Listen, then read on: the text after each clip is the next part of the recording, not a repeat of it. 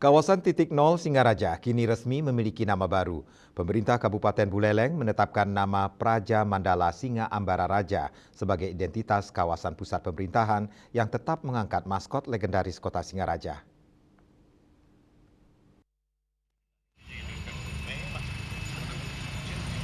Dalam upacara melaspas yang berlangsung sejak tadi pagi, pemerintah Kabupaten Buleleng menetapkan nama Praja Mandala Singa Ambara Raja sebagai nama baru kawasan titik nol Singaraja.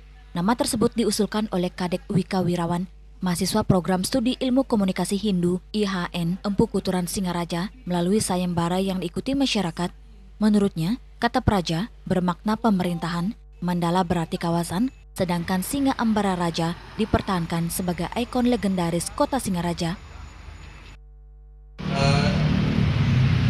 Kegiatan yang memberikan sebuah nama untuk hidangan ring titik nol iki. Dari titik nol iki, pusat pemerintahannya ada kantor bupati, kemudian itu hidangan ring niki Palumangan Kangin, itu Palumangan Tahun.